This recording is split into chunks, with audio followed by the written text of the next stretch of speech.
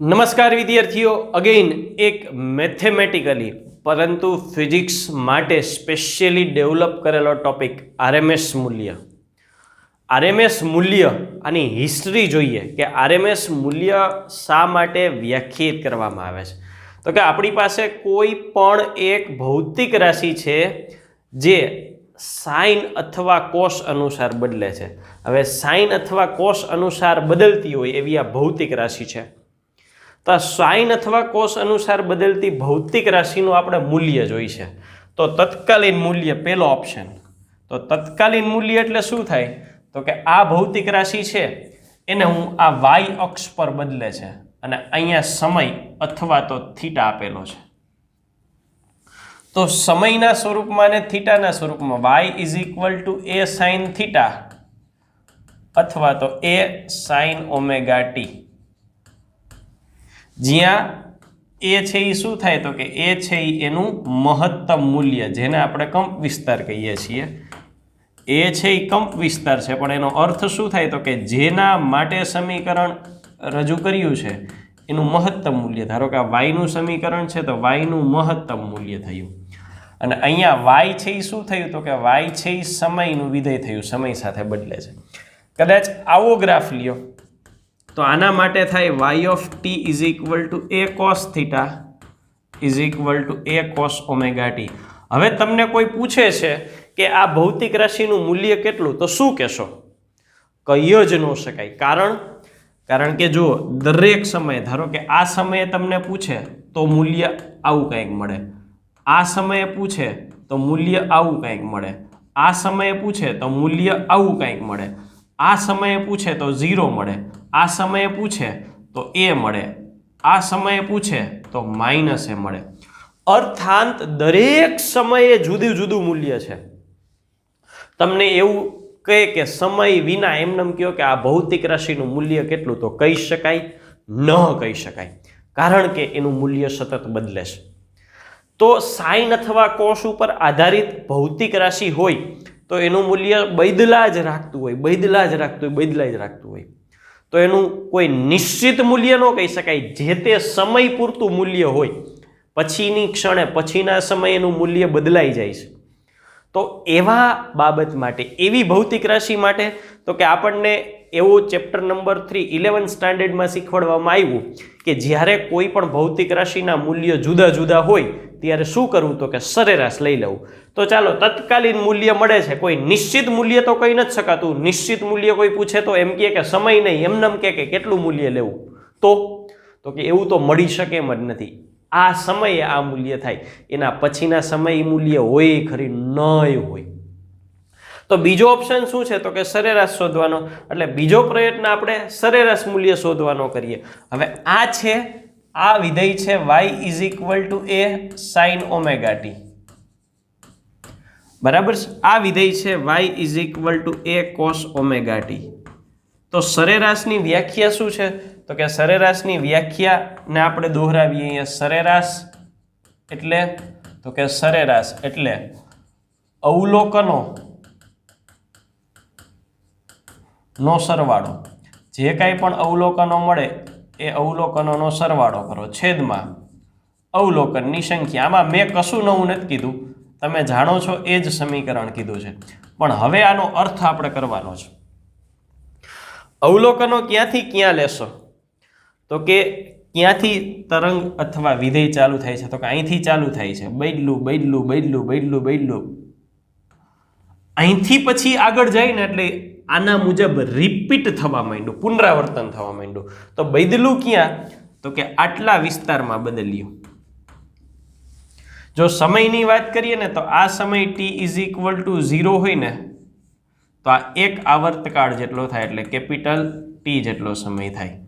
અર્થાંત એક આવર્તકાળ સુધીના સમયમાં એ બદલે રાખે છે. સરેરાશ ક્યાં સુધી લેવાય? તો કે જ્યાં સુધી બદલતો હોય ત્યાં સુધી લેવાય. તો અહીંયા બધી કિંમતો બદલે છે. કોની હારે બદલે છે? સમય સાથે. તો બધાય અવલોકનોનો સરવાળો કરવો પડે ને જો વિધેય સતત હોય તો સરવાળો શેમાં ફરી જાય? સંકલનમાં. તો સરેરાશ y ઇઝ ઇક્વલ ટુ સરવાળો અવલોકનના સરવાળા તરીકે એ સાઇન ઓમેગા ટી ક્યાંથી ક્યાં તો કે પ્રારંભિકથી અંતિમ સુધી. પ્રારંભિક T1 0 છે અને અંતિમ T2 તરીકે કેપિટલ ટી છે.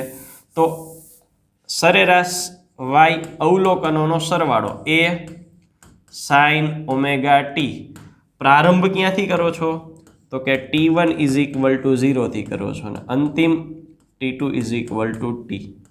છેદમાં અવલોકનોની સંખ્યા. કેટલા અવલોકનો લેવા? જેટલો સમય હોય ને એટલા અવલોકનો લેવાય. ફોર એક્ઝામ્પલ, આ 0 સેકન્ડ છે અને આ 10 સેકન્ડ છે, તો આ બે વચ્ચેનો ડિફરન્સ કેટલો થયો? 10 સેકન્ડનો થયો ને. કેપિટલ ટી કેટલો થયો? 10 સેકન્ડનો થયો.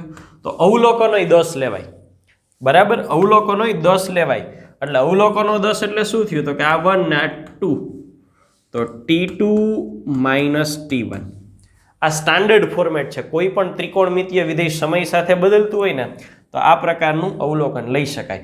હવે અહીંની સ્થિતિ પ્રમાણે આપણે મૂકીએ તો આ 0 થી કેપિટલ ટી એ સાઇન ઓમેગા ટી છેદમાં કેપિટલ T2 તરીકે કેપિટલ ટી અને T1 તરીકે સ્મોલ ટી, T - 0.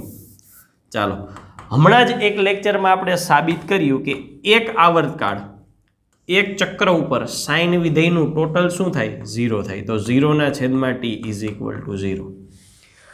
આ મેં સાઇન માટે કર્યું. હવે કદાચ આ કોસ વિધેય છે તો સેમલી જો y = a cos omega T હોય અને સેમ પ્રોસેસ કરો તો શું થશે? તો કે સરેરાશ 0 થશે.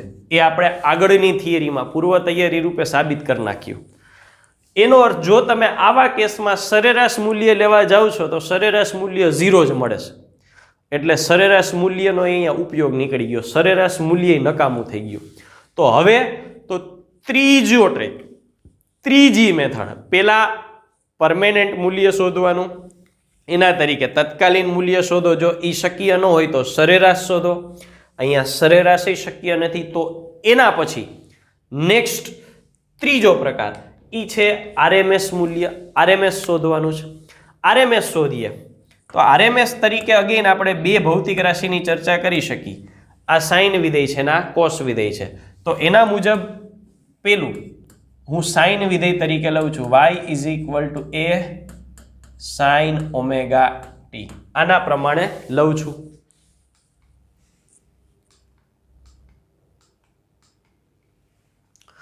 તો એ સાઇન ઓમેગા ટી મુજબ સાદુરૂપ આપું RMS. હવે RMS છે ને એનું ફૂલ ફોર્મ લખીએ. શું થાય?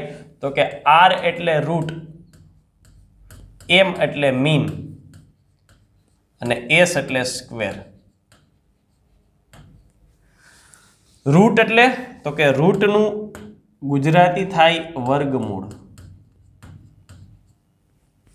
મીન એટલે સરેરાશ. સ્ક્વેર એટલે વર્ગ.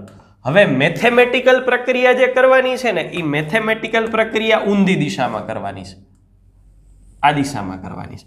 એટલે આનું ગુજરાતી નામકરણ ખૂબ વિચિત્ર રીતે કરવાનું. પેલું શું થાય? વર્ગ થાય. પેલું શું થાય? વર્ગ થાય.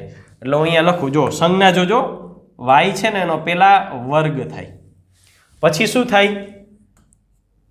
સરેરાશ થાય અને પછી શું થાય? વર્ગમૂળ થાય. અને આવું કરો ને એટલે જે કિંમત મળે ને એને RMS કહેવાય. આ એની સંજ્ઞાનો અર્થ. ગુજરાતી કેવું છે ખબર છે? સરેરાશ વર્ગિત વર્ગમૂળ અથવા વર્ગના સરેરાશ નું વર્ગમૂળ. આવું ટિપિકલ ગુજરાતી છે. હવે આ મુજબ 1 by 1 સ્ટેપ આપણે કરતા જઈએ. કોઈ પણ જગ્યાએ RMS પૂછાય ને તો આ સ્ટેપ અનુસરવા જરૂરી છે. પેલું સ્ટેપ શું છે? તો કે હું પેલું સ્ટેપ છે એ લખું છું વર્ગ છે. પેલું સ્ટેપ શું છે? વર્ગ. એટલે મૂળ ભૌતિક રાશિ તરીકે y = a sin omega T છે તો એનો વર્ગ કરવાનો રહે. તો વર્ગ કરવું એટલે શું થાય? તો કે y² = a² sin² omega T. આ પેલું સ્ટેપ આપણે અહીંયા પૂર્ણ કર્યું. પહેલા સ્ટેપને અંતે આપણે વર્ગ કર્યો. ચાલો બીજું સ્ટેપ. બીજા સ્ટેપમાં શું કરવાનું છે? તો કે બીજા સ્ટેપમાં શું કરવાનું છે? સરેરાશ લેવાનું છે. સરેરાશ એટલે સરેરાશ એટલે મૂળ સમીકરણ હતું એનું સરેરાશ નથી લેવાનું, પહેલા સ્ટેપમાં જે આવ્યું એનું સરેરાશ લેવાનું છે. એટલે અહીંયા લખું સરેરાશ. તો ત્રિકોણમિતીય વિધેય હોય ત્યારે સરેરાશની પ્રક્રિયા શું? તો કે y², ત્રિકોણાકાર બ્રેકેટ મૂકી દીધો. સરેરાશની પ્રક્રિયા શું? અંશમાં t1 થી t2 છેદમાં t2 માઇનસ t1. વિધેય તરીકે કોણ છે? તો કે y² છે. છેલ્લું જે આવ્યું ને પહેલાનું જે જવાબ આવે ને બીજા માટે સ્ટાર્ટિંગ થાય. ચાલો આ સાદુરૂપ હું આપું તો મારે લખવાનું થાય t1 બદલે છે મૂલ્ય ક્યાં? તો કે અહીં આપણે જે લીધું છે એક આવર્તકાળ સુધી બદલે 0 થી t. y² શું થાય? a² sin² ઓમેગા t છેદમાં capital T minus 0. t minus 0 એટલે t જ બાકી વધે 1/t 0 થી કેપિટલ T. એ sin² માટે આપણને સીધું સંકલન ખબર નથી. sin² માટે આપણને સીધું સંકલન ખબર નથી તો શું કરશું? તો કે sin² ને આપણે વર્ગ ન હોય એવા એટલે કે એક ઘાતવાળા પદમાં રૂપાંતરણ કરશું. તો એક ઘાતવાળું પદ શું થાય? 1 minus cos 2 omega t by 2 બ્રેકેટમાં dt. હવે ધ્યાનથી જો એ તો અચળ છે ને એને બહાર કાઢી લ્યો એટલે અહીંયા જ લખી નાખું એ અહીંથી બહાર નીકળી ગયો. તો હવે સંકલનમાં જે ભાગ બાકી રહે છે એને દર્શાવવાના થાય. તો એ ભાગ દર્શાવું. સંકલન અહીંયા આગળ વધારીએ ઇઝ ઇક્વલ ટુ a/t. ચાલો 1/2 એક સંકલન 0 થી કેપિટલ T 1/2. બીજું cos 2 ઓમેગા t બાય 2. હવે છેદનો 2 છે ને બહાર લઈ લઈ તો વચ્ચે આપણને ક્યાંય નડે ને એટલે આપણે અહીંયા બહાર જ લઈ લઈ. અહીંયા બહાર લઈ લીધો તો અહીંયા 0 થી capital T 1 dt minus cos 2 omega t 0 થી t dt is equal two a/2t. 1 નું સંકલન થઈને શું બાકી વધશે? t માઇનસ cos છે. આ કયું? તો કે હમણાં જ આપણે ચર્ચા કરી કે એક આવર્તકાળ પર cos હોય કે sin ઓમેગા t અને આ n થઈ જાય તો શું થાય સંકલન? તો કે એનું સંકલન થાય 0. એ વિડીયોની લિંક પણ હું નીચે અહીંયા રાખી દઉં છું ડિસ્ક્રિપ્શનમાં, આપ જોઈ શકો છો. 0 કેટલા વધ્યા? તો કે a/2t. અહીંયા આપણે વર્ગ કરતા ભૂલી ગયા હતા a² અને સ્ક્વેર 2t પણ tt કેન્સલ ને એટલે હવે ખાલી શું બાકી વધ્યા? તો કે a² ના છેદમાં 2 બાકી વધ્યું. બરાબર છે. ચાલો ત્રીજું સ્ટેપ શું છે? તો કે ત્રીજા સ્ટેપમાં શું કરવાનું છે? વર્ગમૂળ કરવાનું છે. છેલ્લે જે આવ્યું ને એનું વર્ગમૂળ. છેલ્લે શું આવ્યું? a²/2 એનું વર્ગમૂળ કેટલું થાય? તો કે a/√2. બરાબર છે, a/√2. તો આપણે આ સાઇન માટે સાબિત કર્યું. હવે કોસ માટે સાબિત કરવું હોય તો ચાલો સાઇનની બદલે કોસ લ્યો. કેટલો ફરક પડે? અહીંયા શું થઈ જશે? cos² ઓમેગા t થઈ જશે. અહીંયા sin² ની બદલે cos² આવશે અને cos² હોય તો 1 માઇનસ ની બદલે 1 પ્લસ. આટલો જ ફરક. હવે આ પદ તો એમનેમ જ રહેશે તો ઈ પદ તો માઇનસ હોય કે પ્લસ 0 જ થવાનું છે. તો જવાબ તો આ જ આવશે. તો સરેરાશ પછીનું સ્ટેપ RMS આપણે મેળવ્યું. તો આ 3 ફરક. આ પ્રક્રિયા ખૂબ અગત્યની એટલા માટે છે કે તમને કોઈ ભૌતિક રાશિનું વિધેય આપી અને RMS મૂલ્ય શોધવાનું કહે તો આ સ્ટેપ બાય સ્ટેપ અનુસરવાનું થાય. પહેલા વર્ગ કરો, પછી સરેરાશ લ્યો અને પછી વર્ગમૂળ કરો. તો અહીંયા આપણે એક આવર્તકાળ પર જે શોધીએ છીએ એમાં એક આવર્તકાળ પર આપણને સમીકરણ શું મળે છે? તો કે y = a sin omega t હોય કે y is equal two a cos omega t, બેમાંથી કોઈ પણ વિધેય હોય, એક પરિભ્રમણ અથવા આવર્તકાળ, એક ચક્ર પૂરું થાય તો આરએમએસ મૂલ્ય સંજ્ઞા શું તો કે વર્ગ પછી એનું સરેરાશ અને એનું વર્ગમૂળ ઇઝ ઇક્વલ ટુ a/√2 મળે છે.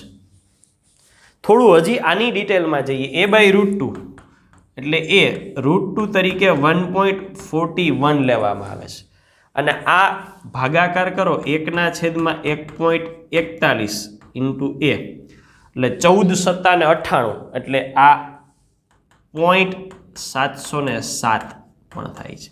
ટૂંકમાં આખું જો હોય તો y/RMS is equal two a/√2 અથવા 0.707 એ માટે બીજો શબ્દ બીજી સંજ્ઞા મેં શું વાપરી હતી તો કે એ એટલે શું છે તો કે મૂળ ભૌતિક રાશિ પ્રમાણે આ શું છે મહત્તમ મૂલ્ય. ભૌતિક રાશિ y છે તો y નું મહત્તમ મૂલ્ય થાય.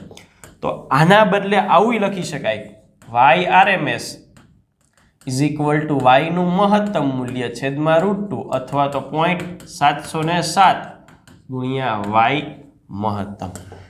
તો એક આવર્તકાળ પર જો આપણે મેળવ્યું હોય તો આરએમએસ મૂલ્ય આ મળે. અને સૌથી અગત્યની વાત, અહીંયા આપણને મૂલ્ય મળ્યું. પેલો પ્રયત્ન તત્કાલીન મૂલ્ય માટે કર્યો તો એ પણ મળતું નહોતું કારણ કે સમય સાથે બદલાતું હતું, એટલે એ શક્યતા આપણે કાઢી. સરેરાશ મૂલ્ય શોધ્યું તો 0 મળ્યું એટલે એ પણ ન ચાલ્યું, એટલે ત્રીજો પ્રયત્ન આરએમએસ મૂલ્ય. આરએમએસ મૂલ્યમાં આપણને ચોખ્ખી અશૂન્ય એવી નિશ્ચિત કિંમત મળી ગઈ. એટલે જે કોઈ પણ ભૌતિક રાશિ સાઇન અથવા કોસથી બદલે છે ને એની કિંમત પૂછે ને એટલે એની કિંમત તરીકે શું માની લેવાનું? આરએમએસ કિંમત જ માની લેવાની. બરાબર? એમ કહીએ કે આ ભૌતિક રાશિનું વિધેય સાઇન અથવા કોસ અનુસાર બદલે છે તો એનું મૂલ્ય કયો? તો નો કીધું હોય ને એટલે આરએમએસ જ સમજી લેવાનું અને આરએમએસ જ શોધી નાખવાનું. બાકીના દરેક કેસમાં કહેશે તત્કાલીન મૂલ્ય શોધવું હોય તો કહેશે, સરેરાશ શોધવું હોય તો કહેશે, મહત્તમ મૂલ્ય જોતું હોય તોય કહેશે, પણ કાંઈ ન કહીએ તો આરએમએસ જ શોધવાનું થશે. તો આ થયું આરએમએસ મૂલ્ય. આ સાથે આ કન્ટેન્ટ આપણે અહીંયા પૂરો કરીએ છીએ. Thank you.